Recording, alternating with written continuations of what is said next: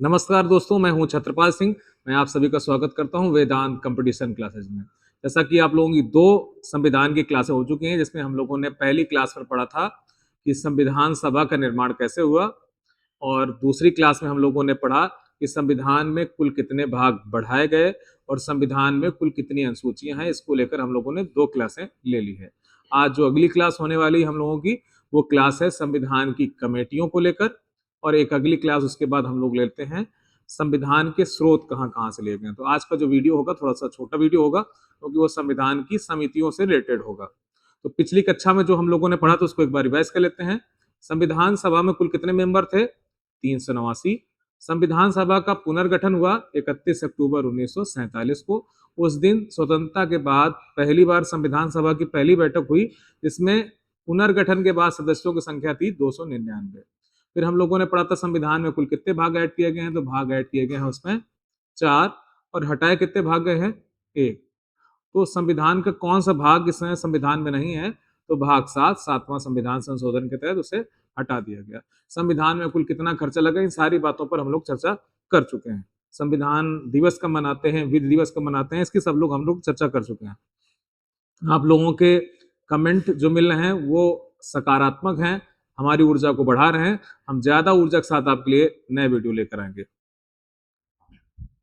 देखते हैं संविधान सभा की समितियां। समितियां कुल कितनी थी, समितियों की संख्या कितनी थी, इस सब बातों पर हम लोग चर्चा करते हैं। तो संविधान सभा में जो समितियां हैं, एक मिनट, संविधान सभा की समितियों में सबसे प्रमुख जो समिति है, उस समिति का नाम क्या है? प्रारूप समिति। तो प्रारूप समिति को लेकर अगर चर्चा करें हम लोग, तो ये जो प्रारूप कमेटी थी, उस कमेटी का गठन किया गया था 29 अगस्त 1947 को। इस कमेटी में बात करें कुल कितने लोग थे, तो इनकी संख्या पर अगर बात आ जाए तो इनकी संख्या है 7। तो कुल सदस्य कितने थे? 7 थे। इस प्रारूप कमेटी संविधान की सबसे महत्वपूर्ण कमेटी है, और इसके प्रारूप कमेटी के जो चेयरमैन बनाए गए हैं, प्रारूप कमेटी के अध्यक्ष, ये हैं हमारे भीमराव अंबेडकर जी। भीमराव अंबेडकर, ये अंबेडकर साहब को आधुनिक मनु की संज्ञा दी गई है। तो आपसे प्रश्न ये पूछ सकता है कि आधुनिक मनु किसे कहा जाता है? हमारे वैदिक संस्कृति में सबसे पहली बार कानूनी संग्रह की जो पुस्तक बनी, उन्हें स्मृतियां कहा गया, और सबसे पहली जो स्मृति ग्रंथ था उसका नाम था मनुस्मृति। इसीलिए इसी से जोड़कर, मनु से जोड़कर भीमराव अंबेडकर को आधुनिक मनु कहा गया है। इस संविधान की एक निर्माण समिति है जिसका नाम है प्रारूप कमेटी। उस प्रारूप कमेटी के चेयरमैन बनाए गए हैं भीमराव अंबेडकर। तो भीमराव अंबेडकर के अलावा कुछ इस कमेटी में सदस्य भी हैं, जिनको हम लोग देख लेते हैं। उन सदस्यों की संख्या कितनी थी? तो एक तो हो गया अध्यक्ष, और सदस्य कितने बचेंगे? 6 बचेंगे। इसमें है एन गोपाला स्वामी, एन गोपाला स्वामी। दूसरे हैं अल्लाधी कृष्णा स्वामी, और तीसरे व्यक्ति का नाम है के एम मुंशी साहब। तीसरे व्यक्ति हैं के एम मुंशी। और इस कमेटी में एक मुस्लिम सदस्य भी हैं जिनका नाम है मोहम्मद सादुतुल्ला खां। तो मोहम्मद सादुतुल्ला जी भी हैं। जो पूछेगा आपसे प्रश्न इस प्रकार पूछ सकता है कि प्रारूप कमेटी में कौन सा मुस्लिम मेंबर था, तो मोहम्मद सादुतुल्ला खां साहब थे। फिर इसमें से पांचवें और छठवें व्यक्ति की बात करें हम लोग, उस व्यक्ति का नाम क्या है? तो हम पांचवें व्यक्ति की बात करें तो एक व्यक्ति है जिनका नाम है डीपी खेतान। डीपी खेतान जी। इस कमेटी में ये एक ऐसे व्यक्ति हैं जिनकी कार्यकाल में क्या हो गई थी? मृत्यु हो गई थी। तो पूछेगा कार्यकाल में मृत्यु, या प्रारूप कमेटी के किस मेंबर की मृत्यु हो गई थी? तो डीपी खेतान जी की मृत्यु हो गई थी। मृत्यु के उपरांत इनकी जगह एक व्यक्ति शामिल किए गए हैं, उनका नाम है टीटी कृष्णमाचारी जी। कृष्णमाचारी। तो प्रारूप कमेटी के किस मेंबर की मृत्यु हो गई तो हमारा उत्तर होगा डीपी खेतान। या पूछेगा डीपी खेतान की मृत्यु के पश्चात प्रारूप कमेटी में किसको शामिल किया गया था, तो वो है टीटी कृष्णमाचारी। और टीटी कृष्णमाचारी संविधान सभा के उपाध्यक्ष भी थे। संविधान सभा के एक अध्यक्ष थे जिनका नाम था डॉक्टर राजेंद्र प्रसाद। संविधान सभा के दो उपाध्यक्ष थे, एससी मुखर्जी साहब और टीटी कृष्णमाचारी। फिर इसके बाद अगर छठे सदस्य की बात करें तो उनका नाम था बीएल मित्रा। तो बीएल मित्रा साहब ने अपने पद से क्या दे दिया, त्याग पत्र दे दिया। और त्याग पत्र देने के पश्चात इनकी जगह बनाए गए हैं, उनका नाम है एन माधव राव। माधव राव। चलो फिर से एक बार रिवाइज कर लेते हैं। प्रारूप कमेटी का गठन कब किया गया है, 29 अगस्त 1947 को। इसमें कुल मेंबर कितने हैं, 7 मेंबर है। प्रारूप कमेटी का अध्यक्ष कौन बनाया गया है, डॉक्टर भीमराव अंबेडकर, जिन्हें किसकी उपमा दी गई है, आधुनिक मनु की संज्ञा दी गई है। इसमें से एक अध्यक्ष हो गए हैं जिनका नाम है भीमराव अंबेडकर, और 6 इसमें मेंबर हैं। कुल मिलाकर कितने मेंबर हैं, 7 मेंबर हैं। एक सदस्य हैं एन गोपाला स्वामी अयंगर, अल्लाद कृष्णा स्वामी अय्यर, के एम मुंशी साहब हैं, मोहम्मद सादुल्ला साहब हैं, और डीपी खेतान की मृत्यु के बाद उनकी जगह पर शामिल हुए हैं टीटी कृष्णमाचारी। और छठे सदस्य हैं, उनका नाम है बीएल मित्रा। उन्होंने अपने पद से इस्तीफा दे दिया, उनकी जगह है एन माधव राव। तो प्रारूप कमेटी के अध्यक्ष हैं भीमराव अंबेडकर।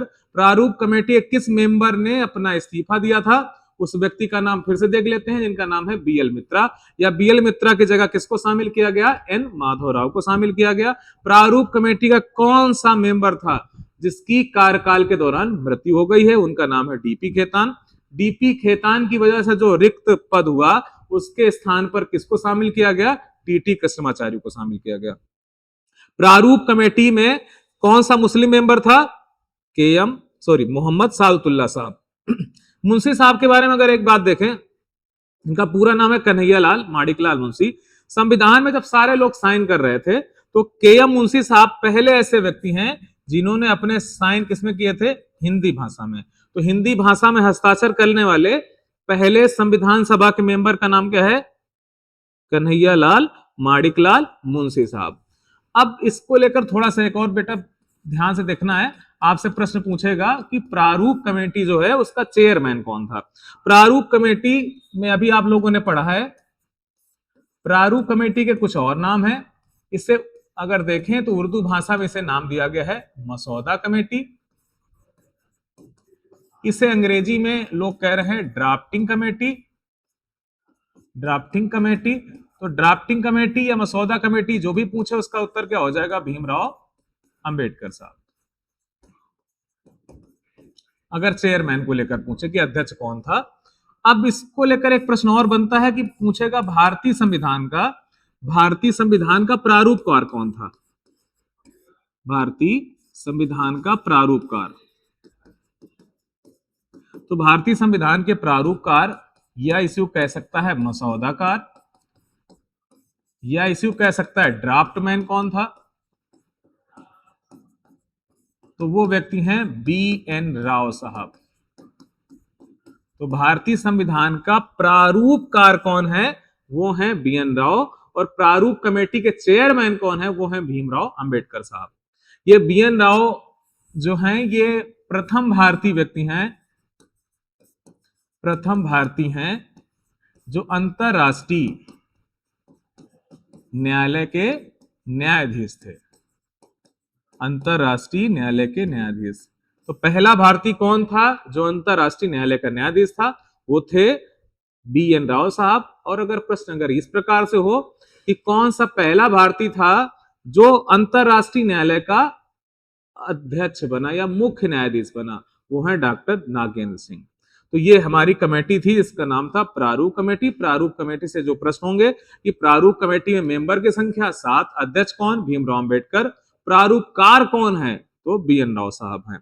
इसके बाद आगे चलकर देखते हैं हम लोग कुछ और कमेटियां हैं। जैसे पूछेगा एक कमेटी है उसका नाम है झंडा कमेटी। झंडा कमेटी, इसके अध्यक्ष कौन बनाए गए हैं, डॉक्टर राजेंद्र प्रसाद जी। इसके अलावा संविधान निर्माण समिति है। संविधान के निर्माण के समिति की अगर बात करें तो इसके भी अध्यक्ष हैं डॉक्टर राजेंद्र प्रसाद।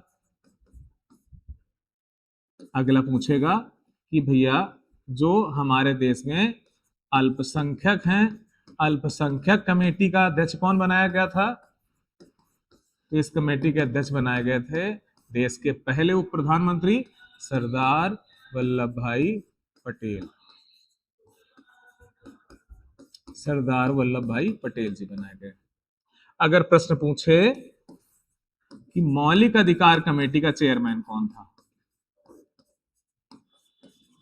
मौलिक अधिकार कमेटी की अगर चेयरमैन की बात करें तो इस कमेटी के भी अध्यक्ष थे सरदार वल्लभ भाई पटेल जी।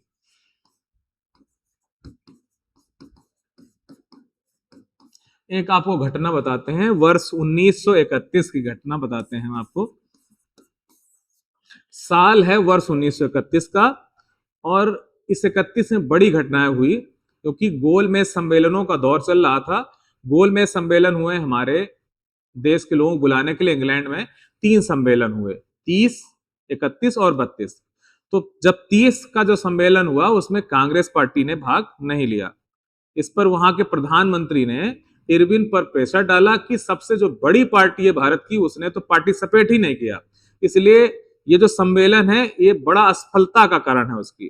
तो दूसरे गोलमेज सम्मेलन में कांग्रेसियों से वार्ता करी इरविन ने और कहा कि आपको गोलमेज सम्मेलन में चलना है, लेकिन सारे कांग्रेसियों ने कह दिया कि हमारे जो लीडर हैं महात्मा गांधी उनको आप जेल में डाले हुए हैं, इसलिए हम लोग इस सम्मेलन में शामिल नहीं होंगे। तो उस गांधी जी से वार्ता करने के लिए इरविन ने एक नियुक्त किया एक व्यक्ति को, वो व्यक्ति गांधी जी को लेकर चलता है दिल्ली, इसीलिए उस समझौते का नाम दिया गया दिल्ली पैक्ट, या उसी को कहते हैं गांधी इरविन पैक्ट कहते हैं। यह जो पैक्ट हुआ था इसकी तारीख बड़ी महत्वपूर्ण है, वो तारीख है 5 मार्च 1931। तो गांधी इरविन पैक्ट या दिल्ली पैक्ट का हुआ था 5 मार्च 1931। इसमें से गांधी जी ने कई सारी मांगे रखी हैं और इरविन ने गांधी जी से काफी सारी मांगे रखी हैं। तो महात्मा गांधी ने शराब के जो ठेके हैं, मादक पदार्थ के जो ठेके हैं, उन पर कहा कि हम लोग विरोध कर सकते हैं, ये हमें अधिकार मिलना चाहिए, पुलिस बर्बरता ना करे, ऐसे हमें अधिकार मिलने चाहिए। उन्होंने कहा जितने भी राजनैतिक कैदी हैं जिन पर हिंसा के आरोप नहीं है उन सारे कैदियों को रिहा कर दिया जाए। ये सारे एग्रीमेंट पर इरविन और गांधी जी ने साइन कर दिए। फिर देश में एक घटना घटती है, इसी माह घटना घटती है, वो है 23 मार्च 1931। हमारे देश के बड़े क्रांतिकारी, सबसे बड़े क्रांतिकारी कह सकते हैं, भगत सिंह, राजगुरु और सुखदेव, तीनों लोगों को 23 मार्च 1931 को जब फांसी दी गई। तो ये एग्रीमेंट कुछ दिन पहले ही हुआ था गांधी जी और इरविन के बीच में। तो जनता के बीच संदेश गया कि गांधी जी अगर चाहते तो भगत सिंह, राजगुरु और सुखदेव को बचा सकते थे। अब ये रियल घटना जो है ये इरविन और गांधी जी ही बता सकते हैं गांधी जी ने कितने प्रयास किए थे या इरविन ने गांधी की बातें स्वीकार नहीं करी। तो जब अधिवेशन हो रहा है कराची का अधिवेशन 1931 में, उसमें पहली बार मौलिक अधिकार की मांग करी गई थी। 1931 कराची अधिवेशन। तो कराची अधिवेशन में घटना यह घटती है कि महात्मा गांधी भी अधिवेशन में भाग लेने गए, तो गांधी जी को काले कपड़े दिखा के गांधी जी को पहली बार विरोध का सामना करना पड़ा था। कौन से अधिवेशन में? कराची अधिवेशन में। तो कराची अधिवेशन में महात्मा गांधी को विरोध का सामना करना पड़ा है, और कराची अधिवेशन के अध्यक्ष कौन है? सरदार वल्लभ भाई पटेल। इसी अधिवेशन में ही मांगे गए थे मौलिक अधिकार, इसीलिए हो सकता है कि शायद मौलिक अधिकार जो कमेटी बनी उसके अध्यक्ष भी बनाए गए हैं कौन? सरदार वल्लभ भाई पटेल बनाए गए हैं। फिर आगे चलते हैं, नागरिकता संबंधित एक कमेटी बनाई गई, नागरिकता संबंधी। तो नागरिकता संबंधी एच.एस. वरदाचारी जी को अध्यक्ष बनाया गया। एक हमारे यहां बनी है संघ संविधान समिति, इसके अध्यक्ष बनाए गए हैं पंडित जवाहरलाल नेहरू जी। तो ये हमारे संविधान को लेकर कुछ कमेटियां बनी थी उस टाइम पर, उन कमेटियों के चेयरमैन हैं। पर सबसे महत्वपूर्ण कमेटी है उसका नाम क्या है? प्रारूप कमेटी। आप लोगों को जैसे कमेंट मिल रहे हैं इस वीडियो को आप लोग देखिए, शेयर करिए, सब्सक्राइब करिए और ज्यादा से ज्यादा कमेंट करिए। उसमें आपके जो कमेंट हैं अच्छे या बुरे, आलोचनात्मक हैं या सकारात्मक हैं, हम दोनों को उसी प्रेम से ले रहे हैं आपके। और ज़्यादातर लोगों के जो कमेंट आ रहे हैं वो सकारात्मक हैं। तो आप लोगों का इसी प्रकार से सपोर्ट अगर मिलता रहा तो हम लोग आगे, ये आपका लाइक कमेंट जो है हमें नई ऊर्जा देता है। आप लोगों का पुनः एक बार धन्यवाद।